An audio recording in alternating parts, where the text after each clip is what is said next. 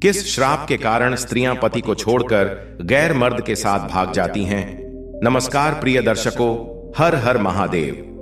दोस्तों, क्या आपने कभी सोचा है कि किसी घर की खुशहाल शादीशुदा जिंदगी अचानक बर्बाद क्यों हो जाती है? क्यों कोई औरत जो अपने पति से बेइंतहा प्यार करती थी, अचानक उसे छोड़कर किसी और के साथ चली जाती है? क्या यह सिर्फ एक संयोग है या इसके पीछे कोई ऐसा कारण है जिसे हम देख नहीं सकते? एक श्राप, हां, एक ऐसा श्राप जो सदियों पहले दिया गया था और जिसकी छाया आज भी उन औरतों पर पड़ती है जिन्हें खुद नहीं पता कि वे इस दुष्चक्र का हिस्सा बन चुकी हैं। लेकिन यह श्राप आखिर किसने दिया और क्यों? आज हम आपको एक ऐसी कहानी सुनाने जा रहे हैं जो सिर्फ एक कथा नहीं बल्कि एक सच्चाई हो सकती है। एक ऐसा सच जो आपको सोचने पर मजबूर कर देगा। क्या इस श्राप से बचा जा सकता है या फिर इसकी छाया से कोई भी नहीं बच सकता? तो सुनिए वह कहानी जो आज भी लोगों की जिंदगियों को बदल रही है। लेकिन आगे बढ़ने से पहले आपको बता दें कि गरुड़ पुराण में कहा गया है कि कथा हो या सीख, अगर बीच में छोड़ दिया जाता है तो वह पाप की श्रेणी में आता है। तो आपसे निवेदन है कि वीडियो को अंत तक पूरा देखें और अगर आप एक सनातनी हैं तो वीडियो को लाइक करके चैनल को सब्सक्राइब जरूर कर लें। तो चलिए कथा शुरू करते हैं। सदियों पहले की बात है। त्रिवेणीपुरम नाम का एक गांव था। वहां दत्त नाम के एक ब्राह्मण रहते थे। वे बहुत ही सरल और ईश्वर में विश्वास रखने वाले व्यक्ति थे। उनके साथ उनकी धर्मपत्नी भी रहती थी।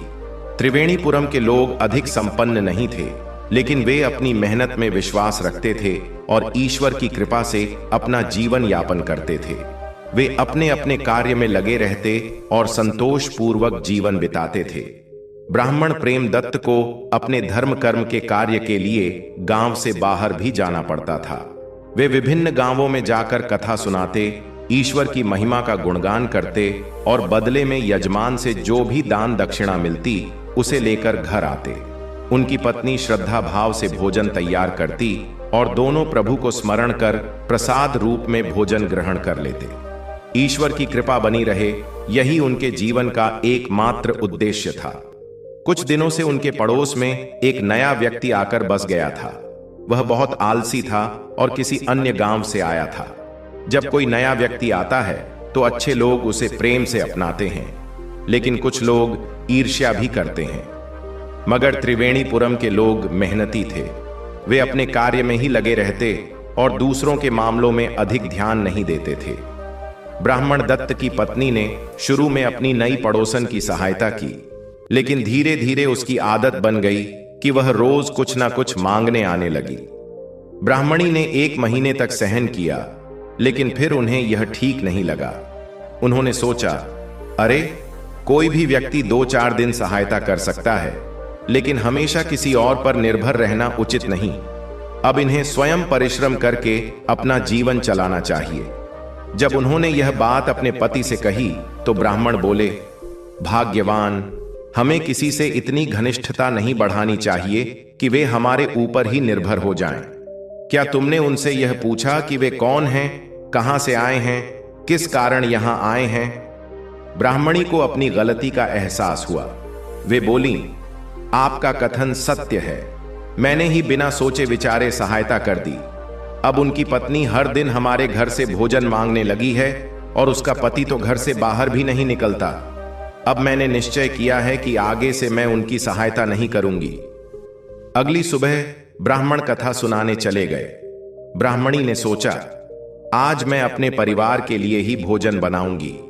मेरे पति दिन भर कठिन परिश्रम करते हैं और उसे बिना सोचे समझे दूसरों को दे देना मेरी मूर्खता होगी। यदि कोई याचक मांगे तो 1 मुट्ठी अन्न दिया जा सकता है, परंतु रोज का बना बनाया भोजन देना उचित नहीं है। जब भोजन तैयार हो गया तभी पड़ोसन आ गई और बोली, बहन, भोजन तैयार है?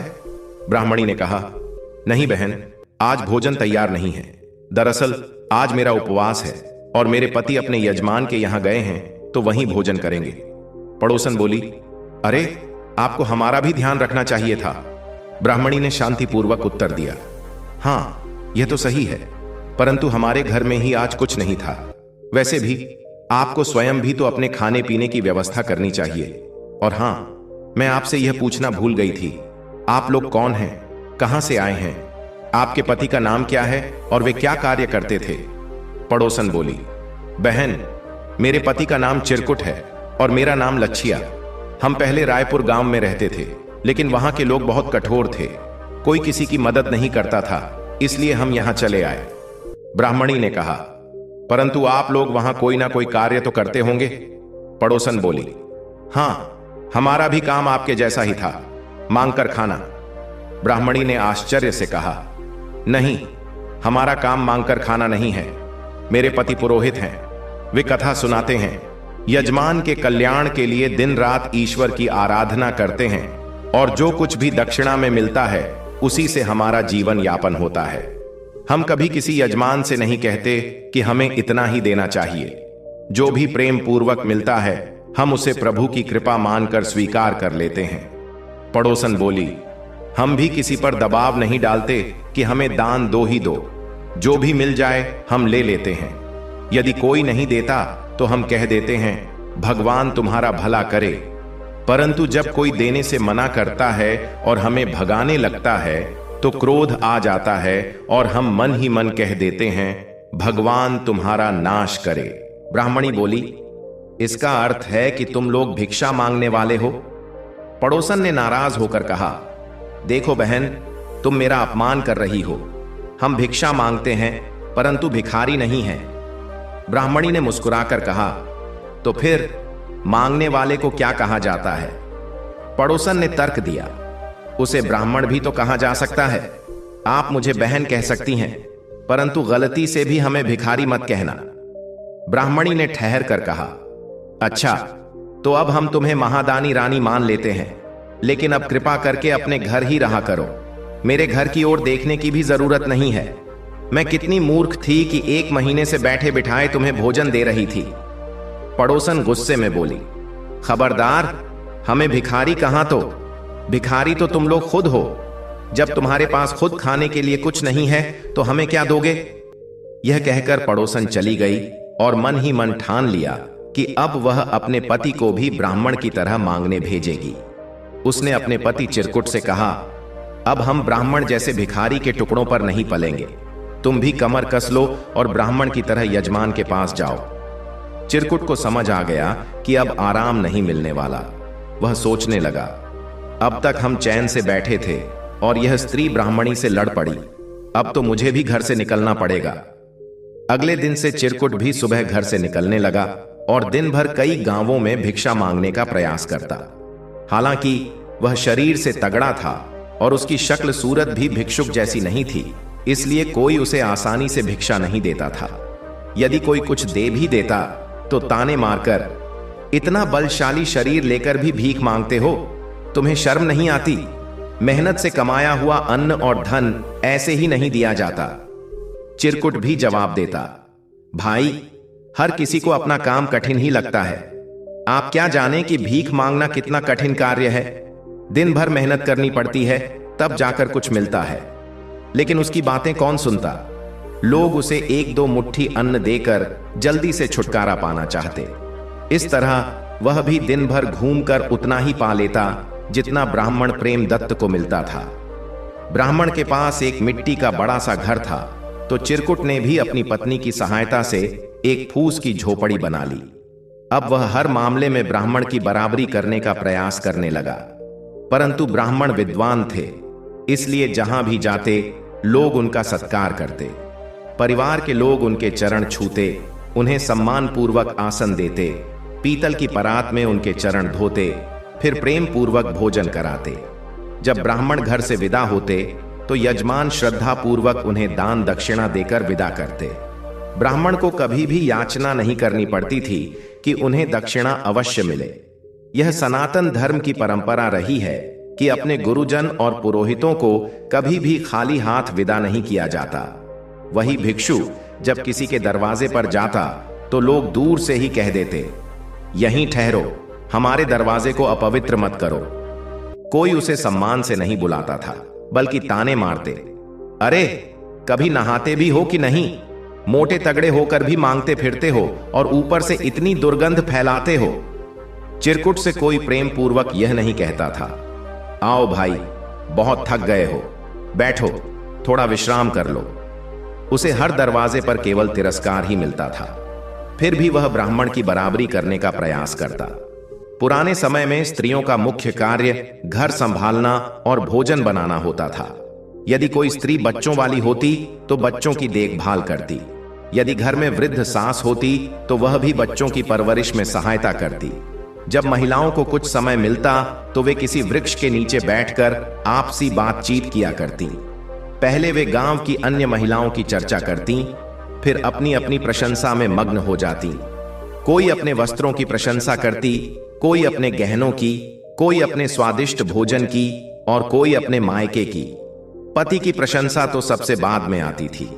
ब्राह्मणी के घर के सामने भी एक नीम का पेड़ था, जहां गांव की स्त्रियां एकत्र होती थीं और अपने अपने विषयों पर चर्चा करती थीं। चिरकुट की पत्नी भी वहां बैठने आ जाती, लेकिन उसके पास प्रशंसा करने योग्य कुछ भी नहीं था। ब्राह्मणी एक सच्चरित्र और शालीन स्त्री थी। उसे अपनी प्रशंसा करने की आदत नहीं थी। चिरकुट की पत्नी का मुकाबला केवल ब्राह्मणी से था। गांव की किसी अन्य स्त्री से उसे कोई मतलब नहीं था। वह यह भी जानती थी कि गांव की अन्य स्त्रियां किसानों की पत्नियां थीं, जिनकी बराबरी वह नहीं कर सकती थी। एक दिन गांव की महिलाओं से ब्राह्मणी को झात हुआ कि राज्य के राजमहल में एक बहुत बड़ा यज्ञ होने वाला है। कई राज्यों से विद्वान ब्राह्मण वहां आमंत्रित किए गए हैं। राजा बहुत दान और ब्राह्मणों पर दिल खोलकर दान देंगे। जब ब्राह्मण घर आए तो ब्राह्मणी ने प्रसन्नता से कहा, स्वामी, आपके लिए एक शुभ समाचार है। राजमहल में एक बहुत बड़ा यज्ञ हो रहा है। राजा ब्राह्मणों को भरपूर दान दक्षिणा देंगे। आप भी वहां जाएं। राजा आपको इतना दे देंगे कि फिर किसी यजमान के पास जाने की जरूरत ही नहीं पड़ेगी। ब्राह्मण मुस्कुराए और बोले, भाग्यवान, राजमहल में बिना निमंत्रण कोई सम्मानित व्यक्ति नहीं जाता। यदि राजा मुझे भी विद्वान ब्राह्मणों की श्रेणी में मानते हैं तो अवश्य निमंत्रण भेजेंगे। यदि नहीं बुलाते तो मैं वहां नहीं जाऊंगा। ब्राह्मणी ने कहा, लेकिन यज्ञ में निमंत्रण की क्या आवश्यकता? लोग तो सुनकर भी चले जाते हैं। ब्राह्मण शांत स्वर में बोले, सुनकर केवल श्रोता या दर्शक ही जाते हैं। उन्हें कोई सम्मान या दक्षिणा नहीं मिलती, बल्कि वे स्वयं दान पुण्य करते हैं। मैं ब्राह्मण हूं, यज्ञ में श्रोता बनकर जा सकता हूं, परंतु बिना निमंत्रण के राजा से दक्षिणा लेने का अधिकारी नहीं बन सकता। यज्ञ में जो भी ब्राह्मण आएंगे वे राजा द्वारा आमंत्रित होंगे और वही दक्षिणा के अधिकारी होंगे। मुझे तो अपने यजमान से ही फुर्सत नहीं मिलती। पुरोहित और यजमान का संबंध अटूट होता है। प्रेमदत्त ब्राह्मण बोले, हम राजा के पास भले न जाएं, पर अपने यजमान को छोड़ना उचित नहीं। आदमी को वहीं जाना चाहिए जहां उसका सम्मान होता है। ब्राह्मणी ने समझाया, राजा प्रजा का पालक होता है, उसके सामने याचना करने में कोई संकोच नहीं होना चाहिए। आपको भी राजा के पास जाकर सहायता लेनी चाहिए।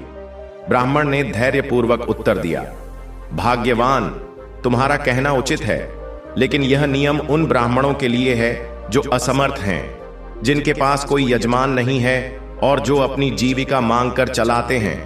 ऐसे ब्राह्मणों को अवश्य ही राजा के पास जाना चाहिए।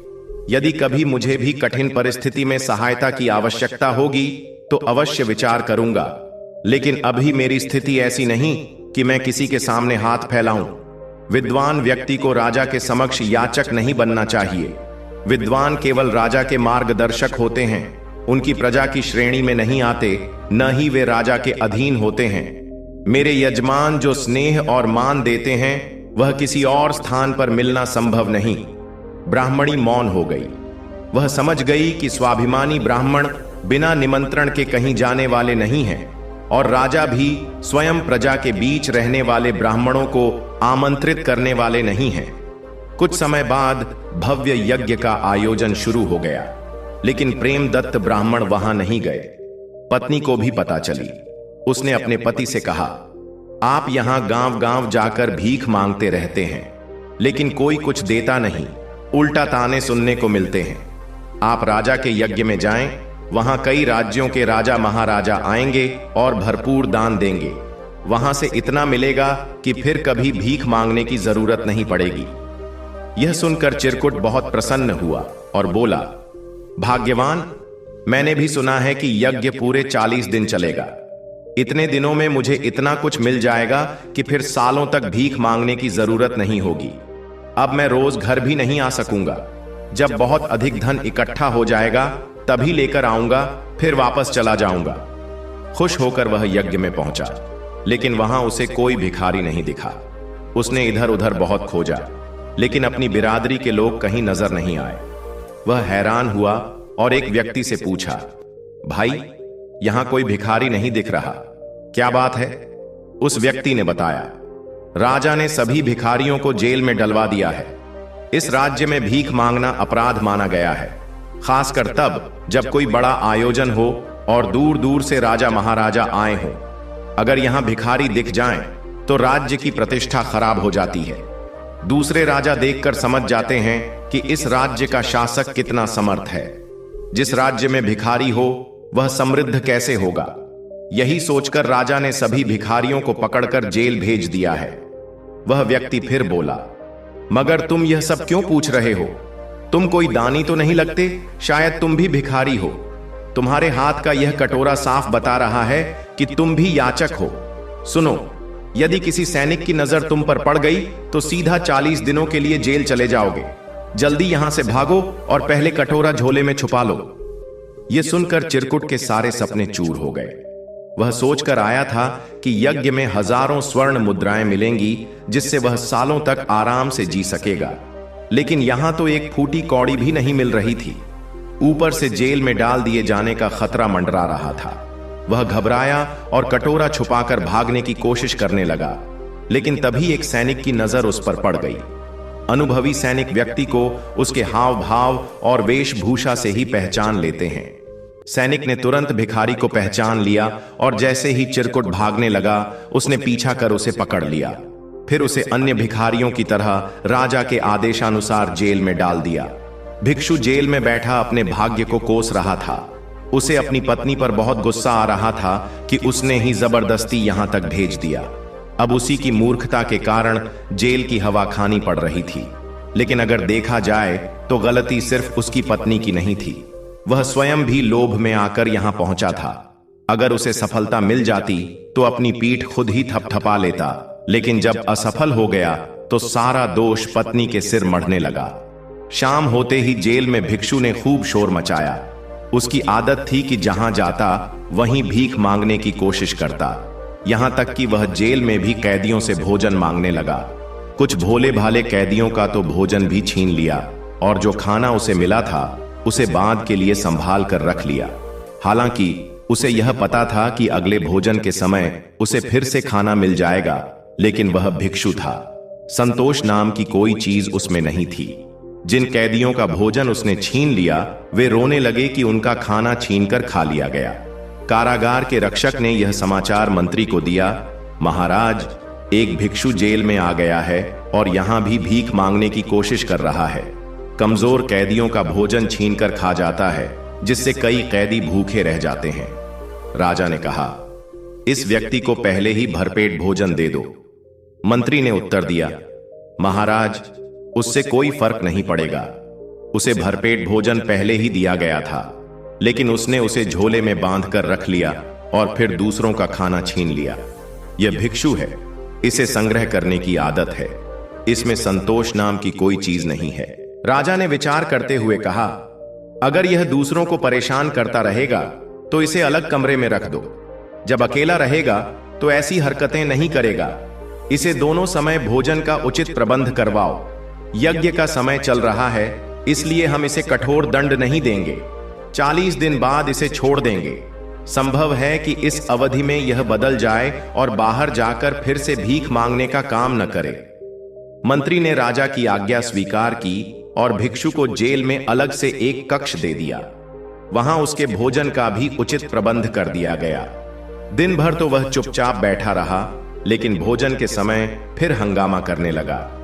जरूर अन्य कैदियों को मुझसे अच्छा और अधिक भोजन दिया जा रहा है और मुझे खराब खाना दिया जा रहा है।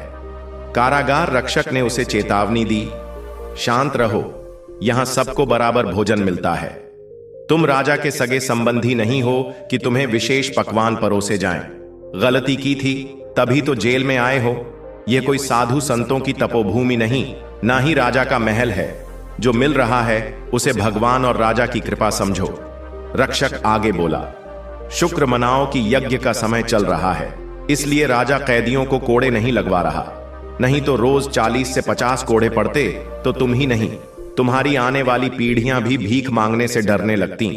और यदि अब दोबारा ऐसी हरकत की तो समझ लो कि तुम्हारी सजा और बढ़ा दी जाएगी। कैद का रक्षक सोचने लगा, मैं खुद राजा से जाकर कहूंगा कि यह कोई साधारण भिखारी नहीं बल्कि एक ढीठ व्यक्ति है, इसे रोज 50 कोड़े लगाए जाएं। यह सुनकर भिक्षु भयभीत हो गया। उसने सोचा, अब मुझे कोई और उपाय निकालना होगा। अब उसने भोजन के समय कोई हंगामा करना बंद कर दिया, लेकिन एक नया तरीका अपना लिया। वह भोजन के लिए एक अतिरिक्त पत्तल मांग लेता और फिर उस पत्तल को 21 टुकड़ों में बांट देता। हर टुकड़े पर थोड़ा थोड़ा भोजन रखकर हाथ जोड़कर बार बार कहता, भिक्षा मदेही, भिक्षा मदेही। संतरी उसकी यह नई आदत देख रहा था, लेकिन अब वह उसे डांटता नहीं था, क्योंकि भिक्षु अब किसी को परेशान नहीं कर रहा था। एक दिन मंत्री ने संतरी से पूछा, अब तो वह सुधर गया होगा? जब जेल से छूटेगा तो भीख मांगना छोड़ देगा। अब तो उसे इस काम से शर्मिंदगी महसूस होती होगी। संतरी बोला, नहीं मंत्री जी, कुत्ते की पूंछ कभी सीधी नहीं होती। वह आज भी भिक्षा मांग रहा है। यदि देखना हो तो आप स्वयं भोजन के समय आकर देख सकते हैं। मंत्री को जिज्ञासा हुई कि यह कैदी किस प्रकार से भिक्षा कर रहा है, इसलिए शाम को वह स्वयं देखने पहुंचा। वहां का दृश्य देखकर वह आश्चर्यचकित रह गया। भिक्षु अपने ही भोजन को छोटे छोटे टुकड़ों में बांटकर उसे खाने से पहले भिक्षा की याचना कर रहा था। भिक्षा मदेही, भिक्षा देही, फिर खुद ही उठाकर खा रहा था। मंत्री ने पूछा, अरे यह तुम क्या कर रहे हो? यहां तुम्हें किसी चीज की कमी नहीं है। तुम्हें जो मांगना है वह पहले से ही मिल रहा है, फिर इस नाटक की क्या आवश्यकता? भिक्षु ने शांत स्वर में उत्तर दिया, मंत्री जी, मैं कोई नाटक नहीं कर रहा हूं, बल्कि अभ्यास कर रहा हूं। पता नहीं मुझे कितने दिन तक इस कैद खाने में रहना पड़ेगा, लेकिन यदि कहीं मैं अपनी भिक्षा मांगने की कला ही भूल गया तो क्या होगा? इसलिए मैं अभ्यास कर रहा हूं। मंत्री वहां से चला गया और मन ही मन सोचने लगा, सचमुच भिक्षा इसका स्वभाव बन गई है। इसे राजा भी बना दो तो यह भीख ही मांगेगा। मनुष्य का स्वभाव और उसका कर्म वही रहता है जब तक कि वह स्वयं उसे बदलने का प्रयास ना करे। मंत्री राजा के पास पहुंचा और यह पूरा वृत्तांत सुनाया। राजा को लगा कि अब तो यह भिक्षु बहुत बदल गया होगा। जब 40 दिन बाद यह जेल से छूटेगा और अपने घर जाएगा तो इसे भीख मांगते हुए अवश्य ही शर्म महसूस होगी। राजा ने मंत्री से पूछा, मंत्री जी, अब तो यह भिक्षु पूरी तरह बदल गया होगा? मंत्री ने सिर हिलाते हुए कहा, नहीं महाराज, यह अब भी वैसा ही है। यदि आपको देखना हो तो कल शाम स्वयं आकर देख लें। दूसरे दिन राजा स्वयं शाम के समय कारागार पहुंचा और भिक्षु को देखकर चकित रह गया। वह अपने भोजन को छोटे छोटे टुकड़ों में बांटकर पत्तल पर रखे जा रहा था और प्रत्येक टुकड़े को उठाकर हाथ जोड़कर कहता, भिक्षा देही, भिक्षा देही। राजा ने भिक्षु से पूछा, तुम ऐसा क्यों कर रहे हो? तुम्हें यहां भरपूर भोजन मिल रहा है, यदि और चाहिए तो संतरी से मांग सकते हो। भिक्षु ने बड़ी ही सरलता से उत्तर दिया, राजन, भोजन की यहां कोई कमी नहीं है। मुझे हर सुख सुविधा प्राप्त हो रही है, परंतु यह अभ्यास का विषय है। मैं नहीं जानता कि मेरी यहां से रिहाई कब होगी, 1 वर्ष, 2 वर्ष या कई वर्षों बाद। इतने समय में यदि मैं अपनी कला भूल गया या फिर बाहर जाकर यह कार्य करते हुए मुझे लज्जा महसूस हुई तो मेरा क्या होगा? इसलिए मैं नियमित अभ्यास कर रहा हूं ताकि यह कला मेरे भीतर बनी रहे। राजा ने गहरी सांस ली और सोचा, बुरी आदतें जन्म भर नहीं छूटती। किसी अच्छे गुण को सीखने में बहुत समय लगता है। कोई शास्त्र याद करने में कई दिन लग जाते हैं, लेकिन कोई अनुचित शब्द एक बार सुन ले तो जीवन भर नहीं भूलता। संगीत भले ही किसी को समझ में ना आए, लेकिन व्यर्थ गीत तुरंत कंठस्थ हो जाते हैं और लंबे समय तक याद रहते हैं। कोई नशेड़ी अपना नशा नहीं छोड़ता, चोर अपनी चोरी की आदत नहीं छोड़ता। भले ही वह संयोगवश साधु ही क्यों ना बन जाए, कहीं ना कहीं उसकी आदत प्रकट हो ही जाती है। यह भिक्षु भी वैसा ही है, यह कभी नहीं सुधरेगा। राजा ने आगे विचार किया। कुछ दिनों में हमारे राज्य में दूर दूर से अन्य राजा पधारने वाले हैं। हो सकता है वे हमारा कारागार भी देखने आए। यदि यह भिक्षु जेल के भीतर से ही उनसे भीख मांगने लगा तो हमारी बहुत बड़ी बदनामी हो जाएगी। राजा ने मंत्री से कहा, मंत्री जी, यह भिक्षु हमारे लिए अपमान का कारण बन सकता है। इसका उपाय यही है कि इसे इतनी दूर छोड़ दिया जाए कि इसे यहां तक आने में महीनों लग जाए। मंत्री ने राजा की आज्ञा का पालन किया और भिक्षु को बहुत दूर ले जाकर छोड़ दिया। उधर भिक्षु की पत्नी गांव में बहुत प्रसन्न थी। उसे विश्वास था कि इस बार उसका पति इतना धन लेकर आएगा कि वे जीवन भर सुख से बैठकर खा सकते हैं। उसने सोचा, अब हमें गांव गांव भटकने की जरूरत नहीं पड़ेगी। जैसे वह मोटा ब्राह्मण अपनी यजमान से जी रहा है, वैसे ही हम भी ऐश करेंगे। गांव की अन्य स्त्रियों के बीच बैठकर वह ब्राह्मण और उसकी पत्नी की निंदा करने लगी। वे दोनों बहुत घमंडी हैं, राजा के यज्ञ में नहीं गए। राजा उन्हें इतना दान देता कि वे भी जिंदगी भर बिना परिश्रम के बैठकर खाते, लेकिन उनके भाग्य में यह सुख लिखा ही नहीं है। ब्राह्मण जितना मोटा है, अक्ल भी उतनी ही मोटी है। उसे कुछ भी समझ में नहीं आता, तभी तो गरीब बना हुआ है। वह गर्व से बोली, मेरा पति तो बहुत चतुर है। उसने पहले ही जाकर राजा के यज्ञ में डेरा जमा लिया है। वहां से इतना कुछ लेकर आएगा कि हमें जीवन भर कोई चिंता नहीं रहेगी। गांव की अन्य स्त्रियां भी उसकी बातों में हां मिलाने लगीं। इधर एक दिन राजा ने मंत्री से पूछा, मंत्री जी, क्या हमारे राज्य के किसी भी ब्राह्मण को यज्ञ के निमंत्रण से वंचित तो नहीं किया गया? क्या हर गांव में और हर घर में यह समाचार पहुंचा है? मंत्री ने सिर झुकाकर कहा, महाराज, हमारी समझ से सभी ब्राह्मणों को यज्ञ का निमंत्रण भेजा गया है, परंतु एक ब्राह्मण अब तक नहीं आया। भगवानपुर के प्रेमदत्त ब्राह्मण ने एक भी दिन यज्ञ में उपस्थिति नहीं दी। संभवतः उस गांव में खबर ही नहीं भेजी गई या फिर गलती से उन्हें निमंत्रण नहीं दिया गया। यह सुनकर राजा अत्यंत दुखी हुआ और बोला, मंत्री, मैंने पहले ही कहा था कि यज्ञ में किसी भी ब्राह्मण को नहीं छोड़ना चाहिए। यदि एक भी ब्राह्मण भूखा रह गया या यज्ञ काल में उसे भिक्षा मांगनी पड़ी तो हमारा यज्ञ निष्फल हो जाएगा। हम तुरंत वहां चलेंगे, ब्राह्मण से क्षमा मांगेंगे और उन्हें यज्ञ में आमंत्रित करेंगे। राजा स्वयं भगवानपुर पहुंचा। यह देखकर गांव के लोग उत्सुक हो गए। वे सोचने लगे, लगता है राजा ब्राह्मण पर बहुत क्रोधित है, अब इसे बंदी बनाकर ले जाएगा। ब्राह्मण घमंडी हो गया है, अब इसे जेल जाना ही पड़ेगा। भीख मांगने वाली स्त्री भी यह देखकर प्रसन्न थी। उसने सोचा, अब ब्राह्मण को राजा अवश्य पकड़ ले जाएगा और दंड देगा। राजा के निमंत्रण को ठुकराने का साहस किया। अब इसकी घमंडी पत्नी भी जरूर पकड़ी जाएगी। वह तो मन ही मन प्रार्थना कर रही थी, हे भगवान, इस ब्राह्मण और उसकी पत्नी को दंड अवश्य मिले। परंतु जो हुआ वह सबके लिए आश्चर्यजनक था।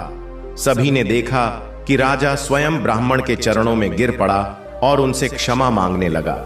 राजा ने विनम्रता पूर्वक कहा, ब्राह्मण देवता, हमारे मंत्री से बहुत बड़ी भूल हो गई। हमने अपने राज्य के सभी ब्राह्मणों को यज्ञ में आमंत्रित किया था, लेकिन मंत्री की चूक के कारण आपको निमंत्रण नहीं मिल पाया। कृपया अन्यथा न लें और कृपा करके हमारे यज्ञ में पधारें। आपके आगमन से ही यज्ञ पूर्णता को प्राप्त होगा। ब्राह्मण प्रेम पूर्वक मुस्कुराए और सहर्ष यज्ञ में जाने के लिए सहमत हो गए।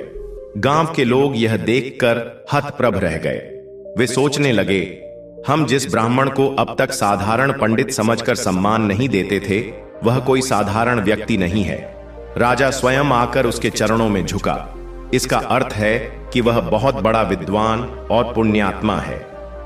इस घटना के बाद ब्राह्मण के कारण पूरे गांव का सम्मान बढ़ गया। राजा इससे पहले कभी इस गांव में नहीं आए थे, लेकिन जब आए तो ब्राह्मण को मनाने के लिए आए। ब्राह्मण के कारण गांव का सम्मान कई गुना बढ़ गया। ब्राह्मण ने यज्ञ में भाग लिया, कथा प्रवचन किया और जब यज्ञ की पूर्णाहुति हुई तब राजा ने उन्हें आदर पूर्वक दान दक्षिणा दी।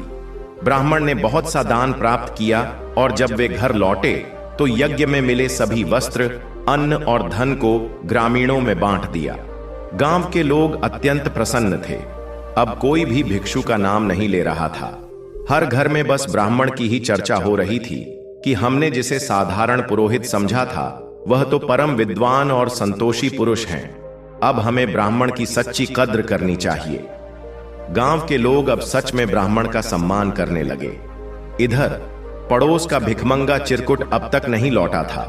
उसकी पत्नी किसी तरह पड़ोसियों से उधार लेकर काम चला रही थी। उसे उधार इसलिए मिल रहा था क्योंकि उसने बड़े आत्मविश्वास से कहा था कि वह शेर का 1.25 शेर लौट आएगा। पड़ोसियों को भी विश्वास था कि इस बार चिरकुट बहुत धन लेकर लौटेगा। लेकिन जब ब्राह्मण यज्ञ से लौट आया और चिरकुट नहीं लौटा तो उसकी पत्नी और पड़ोसियों की चिंता बढ़ने लगी। वे सोचने लगे, कहीं वह रास्ते में ही मरमरा गया हो तो हमारा दिया हुआ अन्न भी डूब गया। 1 सप्ताह और बीत गया लेकिन चिरकुट नहीं लौटा। अब उसकी पत्नी की चिंता बढ़ने लगी। पड़ोस की स्त्रियां भी अब उसकी सहायता नहीं कर रही थीं। अब गांव में एक ही व्यक्ति था जो उसकी सहायता कर सकता था, ब्राह्मण। हालांकि वह ब्राह्मण से बैर रखती थी। ब्राह्मण की पत्नी तो उसे फूटी आंख भी नहीं सुहाती थी, मगर मजबूरी हर द्वार खुलवा देती है। आज उसे ब्राह्मण के पास जाना ही पड़ा। वह ब्राह्मण के पास गई और विनम्र स्वर में बोली, महाराज, आप जानते हैं कि मेरे पति भी यज्ञ में गए थे। यज्ञ समाप्त हो चुका है, आप भी वापस आ गए, लेकिन मेरे पति अब तक नहीं लौटे। आखिर वे कहां रह गए? मुझे कुछ समझ नहीं आ रहा। क्या उन्होंने आपको यज्ञ में कहीं दिखे थे? उनके बिना मेरा जीवन बहुत कठिन हो गया है। घर में खाने को एक दाना भी नहीं बचा है। मैं क्या करूं? कुछ समझ में नहीं आता।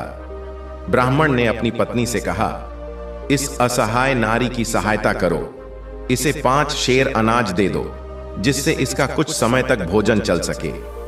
फिर ब्राह्मण ने भिक्षु की पत्नी से कहा, दरअसल इसमें तुम्हारे पति की कोई गलती नहीं है। उन्हें पता ही नहीं था कि राजा ने यज्ञ में भिक्षुओं के प्रवेश पर प्रतिबंध लगा दिया था।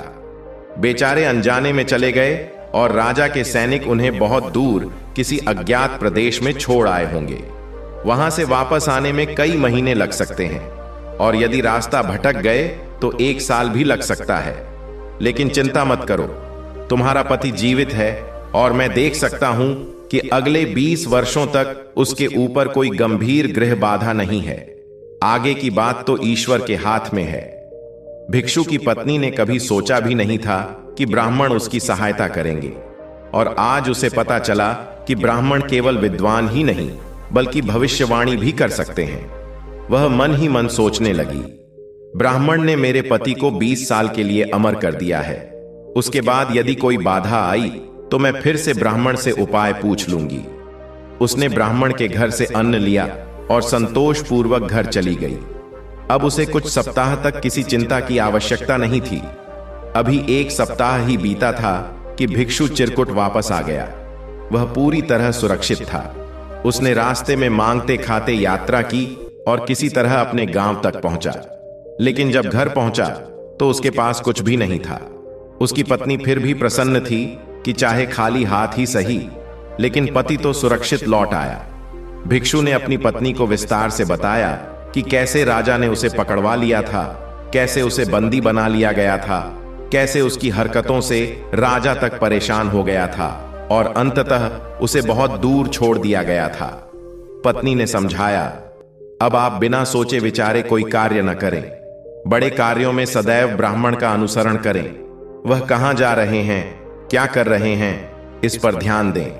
यदि भविष्य में कोई यज्ञ हो तो आप भी ब्राह्मण के साथ ही जाएं। यदि किसी स्थान पर जाना हो तो ब्राह्मण के मार्गदर्शन के अनुसार ही जाएं, अन्यथा अनर्थ हो सकता है। समय इसी तरह बीतने लगा। 5 वर्षों में ब्राह्मण को 2 पुत्र और 1 कन्या की प्राप्ति हुई। ब्राह्मण ने अपने पुत्रों को शिक्षा दी, उन्हें शास्त्र और धर्म का ज्ञान कराया। वे पिता के साथ यजमान के यहां जाते और पिता के गुणों को अपनाते। वे हर संभव उनकी सहायता करते।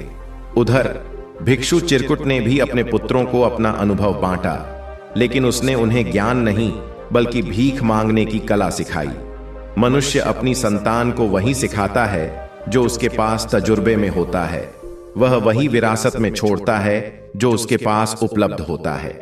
भिक्षु के पुत्र भी पिता की भरपूर सहायता करते, लेकिन समय के साथ वे बुरी संगति में पड़कर बिगड़ने लगे। पहले वे अकेले भीख मांगने जाते थे, लेकिन अब उनका तरीका बदल चुका था। जिस गांव में जाते वहां के लोग उन्हें समझाते, बेटा यह उम्र भीख मांगने की नहीं, कुछ सीखने की है। काम धंधा करो, मेहनत करो, यह भीख मांगना बुरी आदत है। यदि तुम चाहो तो हम तुम्हें गांव में काम देंगे जिससे तुम अच्छा जीवन जी सको। लेकिन वे तो मुफ्त का भोजन पाने के आदी हो चुके थे। काम करने का विचार उन्हें पसंद नहीं था। जब गांव के लोग उन्हें बार बार समझाने लगे तो उन्होंने एक नया उपाय खोज निकाला। अब वे जिस गांव में जाते वहां रोने का नाटक करने लगते।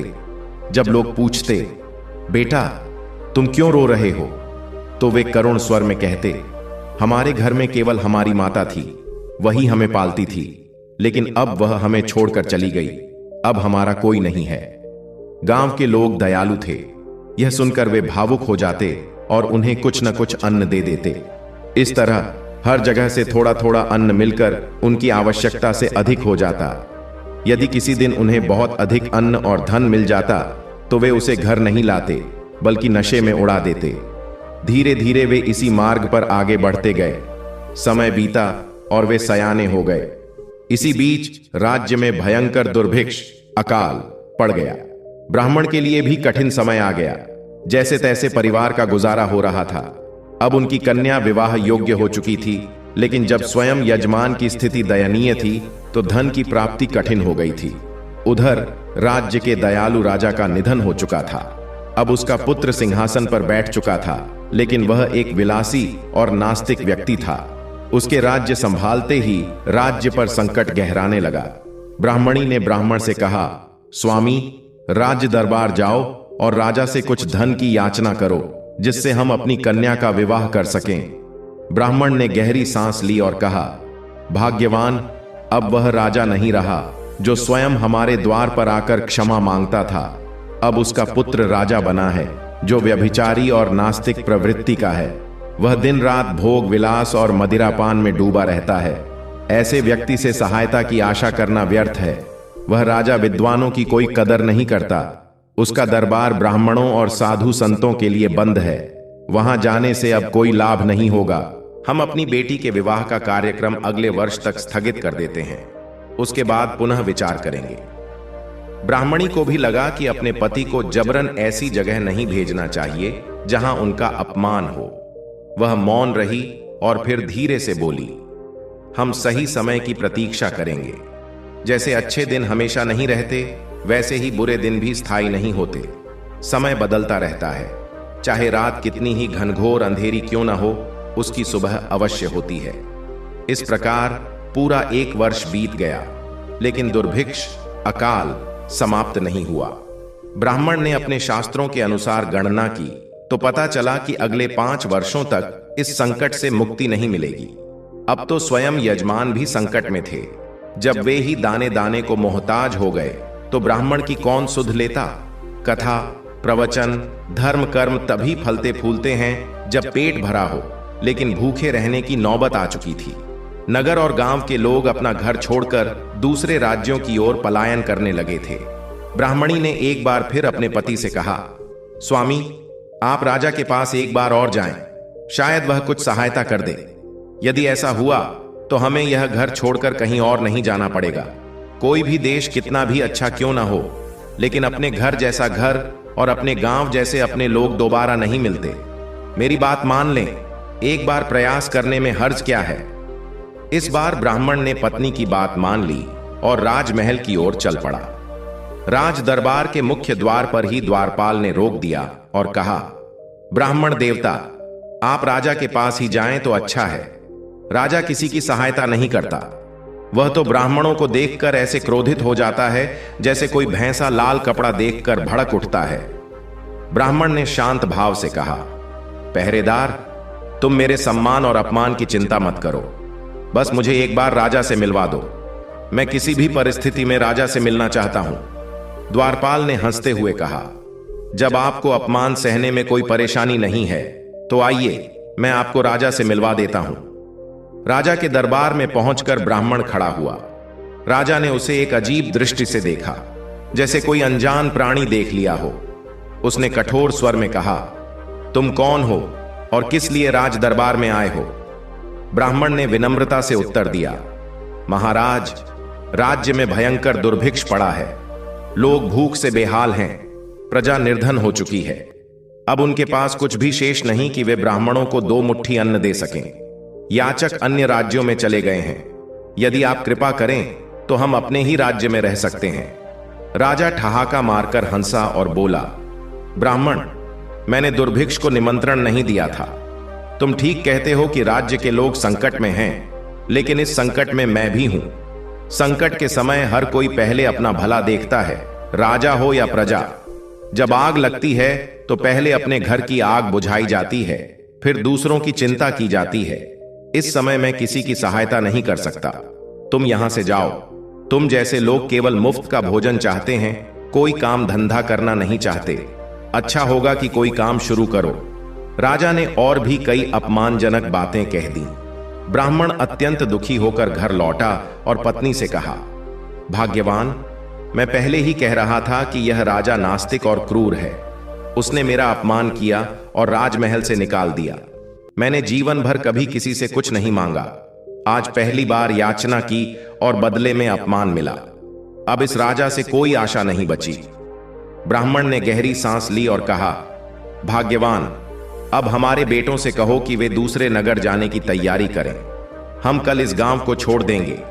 जिस राज्य का राजा अधर्मी, निरंकुश, नास्तिक और क्रूर हो, जो प्रजा का ध्यान न रखे, ब्राह्मणों और साधु संतों का अपमान करे, उस राज्य को जितना जल्दी हो सके त्याग देना ही उचित है। हम कल प्रातः इस घर को छोड़ देंगे। ब्राह्मण की पत्नी आज्ञाकारी और धर्मपरायण थी, इसलिए उनके पुत्र और पुत्री भी संस्कारी थे। जब ब्राह्मण ने घर छोड़ने का निर्णय लिया तो सभी ने सहर्ष सहमति दे दी। परिवार एक नए राज्य की ओर चल पड़ा। वे दिन भर पैदल चलते रहे। रास्ते में एक घना जंगल पड़ा। जैसे ही वे जंगल में प्रवेश किए, सूर्य अस्त हो गया। ब्राह्मण ने सोचा कि रात के समय जंगल में यात्रा करना उचित नहीं होगा, इसलिए वे एक प्राचीन मंदिर के पास रुक गए। ब्राह्मण ने अपनी पत्नी से कहा, यह जंगल बहुत विशाल है। आज हम इसी मंदिर में विश्राम करेंगे, लेकिन कल हमें जल्दी चलना होगा। यदि हम मंद गति से चले तो जंगल पार करना कठिन हो जाएगा। पत्नी बोली, बच्चे तो तेज चल लेंगे, परंतु मैं इतनी शीघ्रता से नहीं चल सकती। मैंने पहले कभी इतनी लंबी पैदल यात्रा नहीं की। आज ही बहुत थक गई हूं, कल कैसे चल पाऊंगी। ब्राह्मण ने गहरी सांस ली और कहा, यही तो समस्या है। हमें तुम्हारे कारण धीरे धीरे चलना होगा। उस दिन उनके पास खाने के लिए कुछ भोजन था, लेकिन अगले दिन के लिए कुछ भी नहीं था। जंगल में थे तो यह आशा थी कि कुछ फल मिल जाएंगे। पूरा परिवार बहुत थक चुका था। ब्राह्मणी और उनकी बेटी बीच में सो गईं और ब्राह्मण तथा उनके पुत्र 3 दिशाओं में उनके रक्षक बनकर लेट गए। चौथी दिशा में मंदिर की दीवार थी, जिससे उन्हें इस समय किसी जंगली जानवर का खतरा नहीं था, क्योंकि जंगल की यह सीमा थी। पत्नी और बच्चे गहरी नींद में सो गए, लेकिन ब्राह्मण को नींद नहीं आई। अनजान स्थान पर परिवार की जिम्मेदारी उनके कंधों पर थी। घर के बड़े की जिम्मेदारी बहुत बड़ी होती है। यह विचार उन्हें व्याकुल कर रहा था। उनके रहते सभी निश्चिंत होकर सो रहे थे, क्योंकि उन्हें विश्वास था कि पिता उनकी रक्षा करेंगे, लेकिन ब्राह्मण स्वयं सो नहीं सके। मंदिर के सामने एक विशाल बरगद का पेड़ था। रात के सन्नाटे में 2 विचित्र पक्षी आकर उस वृक्ष की शाखाओं पर बैठ गए। वे मनुष्यों की तरह वार्तालाप कर रहे थे। वे दोनों पक्षी पति पत्नी थे। मादा पक्षी ने अपने पति से कहा, स्वामी, बहुत वर्षों बाद इस पेड़ के समीप कोई मनुष्य अपने परिवार सहित विश्राम कर रहा है। नर पक्षी ने उत्तर दिया, हां, पूरे 20 वर्षों बाद कोई व्यक्ति रात में इस मंदिर में ठहरा है। वर्षों पहले इस पेड़ पर एक चतुर्भुजी चुड़ैल का वास था। वह अत्यंत सुंदर स्त्री का रूप धारण कर पुरुषों को आकर्षित कर लेती थी। मादा पक्षी ने पूछा, फिर क्या होता था? नर पक्षी ने कहा, वह अपने मोह में फंसाकर पुरुष को अपने साथ चलने को विवश कर देती थी और उसे जंगल के भीतर स्थित एक विशाल बरगद के वृक्ष तक ले जाती थी। वहां से कोई भी पुरुष लौट कर नहीं आता था। उस पेड़ के पास एक छोटा सा तालाब था और उसी पेड़ पर एक भूत का वास था। वह भूत आज भी उसी पेड़ के पास रहता है। जब चुड़ैल किसी आदमी को मोहिनी कला से फंसाकर उस पेड़ तक ले जाती थी तो अचानक वह गायब हो जाती और भूत प्रकट हो जाता। वह उस व्यक्ति को मारकर खा जाता था और चुड़ैल उसके खून को पी जाती थी। हालांकि आसपास के लोगों को जब यह बात पता चली कि इस पेड़ पर चुड़ैल रहती है तो रात के समय कोई भी व्यक्ति वहां नहीं आता था। कुछ समय बाद जब चुड़ैल को शिकार नहीं मिला तो वह भूत के साथ रहने लगी और उसकी पत्नी बन गई। वे दोनों मिलकर रात के समय जंगल में भूले भटके मुसाफिरों को मारकर खा जाते थे। मादा पक्षी ने नर पक्षी से कहा, स्वामी, तो क्या भूत इस ब्राह्मण को भी अपना शिकार बना लेगा, क्योंकि कल यह जंगल से बाहर नहीं निकल पाएंगे? नर पक्षी ने उत्तर दिया, नहीं, इस ब्राह्मण का भूत कुछ नहीं बिगाड़ पाएगा। इस ब्राह्मण के बेटे और बेटी दोनों अपने आप में सक्षम हैं और पिता के आज्ञाकारी हैं। ब्राह्मण स्वयं साधारण पुरुष नहीं है और उसकी बेटी एक यक्षिणी है। शक्तियां बस ब्राह्मण के घर में जन्मी हैं। यदि वह उस पेड़ के पास जाकर आग जलाती है तो उसे अपने पिछले जन्म की सारी बातें याद आ जाएंगी और उसकी पूर्व जन्म की शक्तियां भी पुनः प्राप्त हो जाएंगी। उन शक्तियों का उपयोग करने के लिए उसे भूत से सहायता लेनी होगी। मादा पक्षी ने पूछा, स्वामी, भूत इनकी मदद क्यों करेगा? नर पक्षी ने कहा, वह डर के मारे मदद करेगा। लड़की यदि चाहती है तो वह भूत को जलाकर भस्म कर सकती है। लड़की को भूत से उसकी प्रिय छड़ी लेनी होगी और उसी छड़ी के सहारे वह राज्य की रानी बन सकती है। यह लड़की सब कुछ पा सकती है। वह अपने राज्य के राजा को आस्तिक बना सकती है और अपने आंगन में मणि देने वाला पेड़ भी लगा सकती है। अब मैं उस छड़ी के बारे में ज्यादा नहीं कह सकता। समझ लो कि वह संसार की असंभव चीजों को भी संभव बना सकती है। मादा पक्षी ने पूछा, फिर लड़की यह कैसे समझेगी कि वह यक्षिणी है? नर पक्षी ने कहा, अब तुम केवल देखती रहो। इतना कहकर दोनों पक्षी उड़ गए। ब्राह्मण यह सारी बातें सुनकर चकित हो गया। वह सोचने लगा, क्या हमारे घर में इतनी शक्तिशाली संतान है? मगर यह कैसे सच मानूं? मैंने तो अपने पोथी पत्रों में ऐसी कोई बात नहीं देखी। सुबह हुई और सब जंगल की ओर चल पड़े। ब्राह्मण ने रात वाली बात अपनी बेटी या पत्नी से नहीं बताई। वे जंगल में चलते हुए दोपहर तक पहुंच गए, लेकिन जंगल बहुत बड़ा था और खत्म होने का नाम नहीं ले रहा था। ब्राह्मणी ने कहा, स्वामी, यह जंगल कितना बड़ा है, खत्म ही नहीं हो रहा। ब्राह्मण ने कहा, जिस गति से हम चल रहे हैं उससे तो 2 दिन भी लग सकते हैं, लेकिन तुम चिंता मत करो, हम अपनी गति से चलते रहेंगे और जंगल पार कर जाएंगे। चलते चलते संध्या हो गई और ब्राह्मण अपने परिवार के साथ उस विशाल वृक्ष तक पहुंच गया जिसका उल्लेख नर पक्षी ने किया था। ब्राह्मण ने अपनी पत्नी और बच्चों से कहा, आज की रात हम इसी वृक्ष के पास बिताएंगे, क्योंकि आगे बढ़ने की अब हम में सामर्थ्य नहीं है। ब्राह्मणी को वहां रुकना उचित नहीं लग रहा था, क्योंकि उस वृक्ष के आसपास कई मानव कंकाल पड़े थे। इतने घने जंगल के भीतर मानव कंकालों का होना किसी अनहोनी की ओर संकेत कर रहा था। लेकिन जब ब्राह्मण का आदेश था तो सभी को उसका पालन करना था। ब्राह्मण ने अपने पुत्रों से कहा, पुत्रों, हमें भोजन तैयार करना है, तुम दोनों जाकर जल ले आओ। पुत्रों ने एक बार भी नहीं पूछा, पिताजी, हमारे पास भोजन बनाने के लिए कोई सामग्री ही नहीं है, केवल एक तसला बर्तन है। वे बिना किसी प्रश्न के जल लेने चले गए। इसके पश्चात ब्राह्मण ने अपनी पुत्री से कहा, पुत्री, तुम अग्नि प्रज्वलित करो। लड़की ने भी कोई प्रश्न नहीं किया कि पिताजी, जब हमारे पास अन्न ही नहीं है तो अग्नि क्यों जलाएं? वह बोली, जी पिताजी, मैं अभी अग्नि प्रज्वलित करती हूं। उसने समीप से लकड़ियां इकट्ठी कर अग्नि प्रज्वलित कर दी।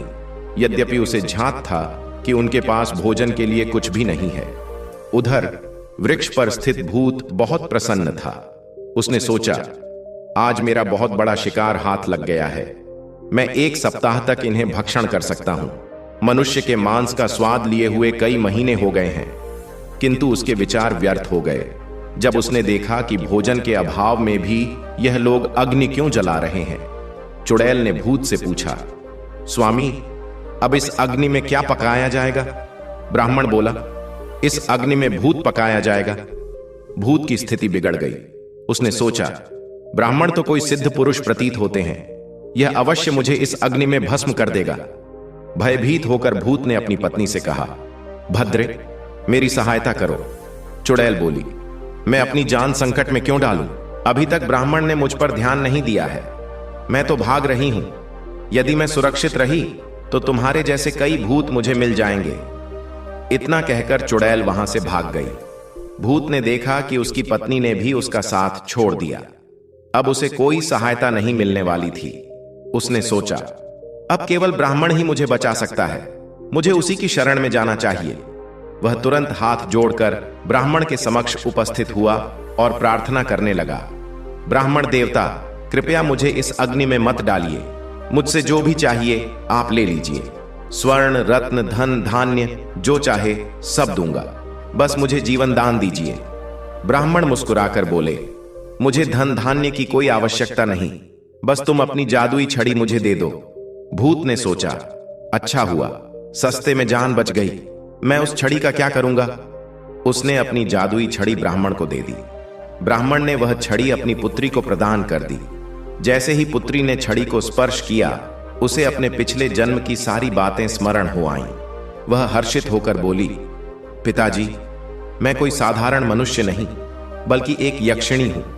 अब हमें कहीं जाने की आवश्यकता नहीं, अब हमें अपने घर लौटना चाहिए। ब्राह्मण ने भूत से कहा, हम तुम्हें जीवन दान दे रहे हैं, किंतु भविष्य में किसी भी ब्राह्मण को कभी हानि मत पहुंचाना। भूत ने कृतज्ञता से कहा, मैं प्रतिज्ञा करता हूं कि अब कभी किसी ब्राह्मण को बुरी दृष्टि से नहीं देखूंगा।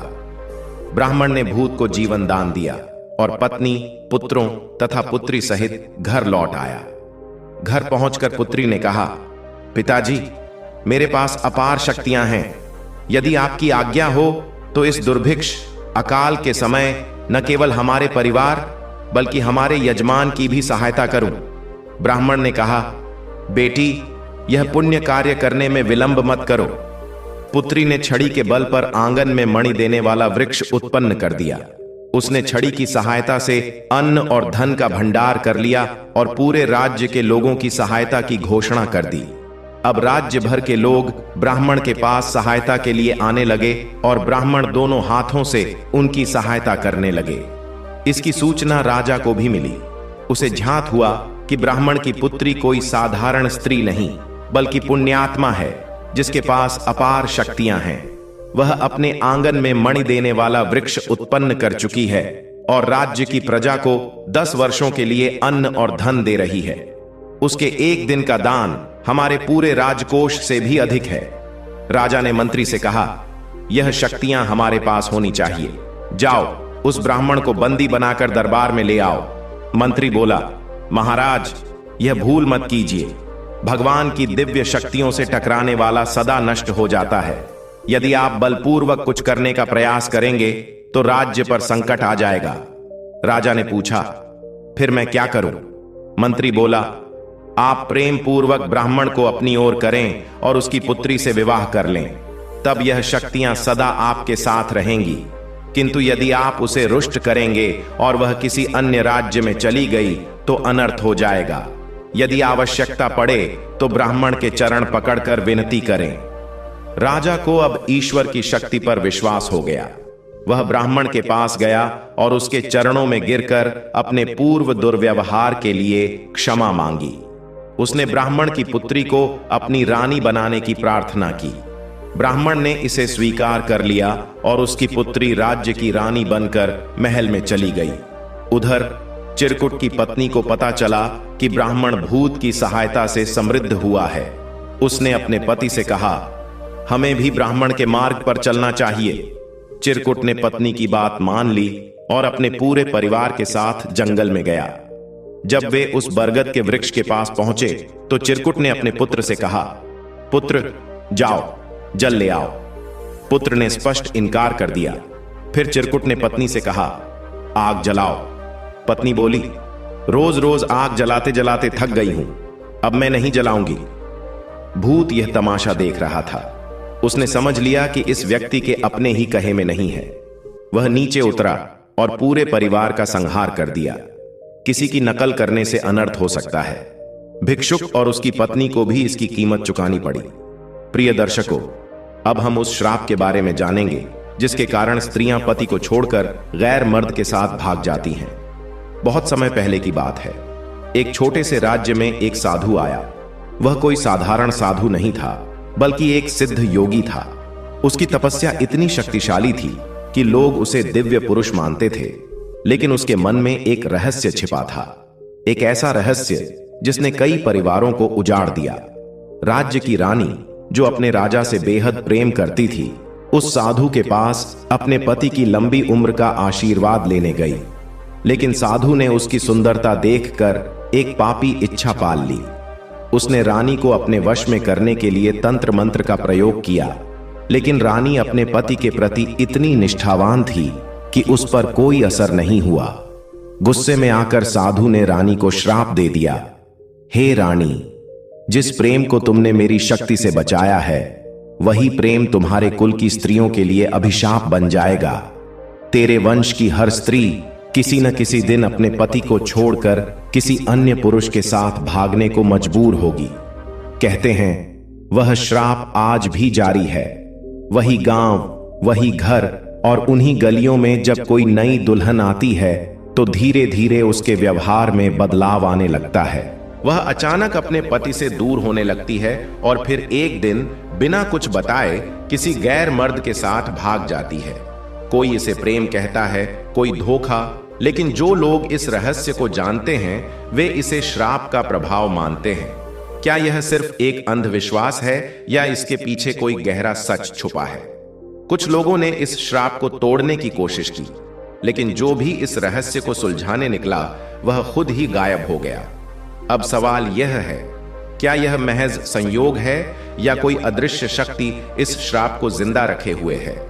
क्या कोई इस अभिशाप को समाप्त कर सकता है या फिर यह श्राप सदियों तक ऐसे ही चलता रहेगा? क्या आप इस रहस्य को सुलझाना चाहेंगे या फिर इसे किस्मत का खेल मानकर नजरअंदाज कर देंगे?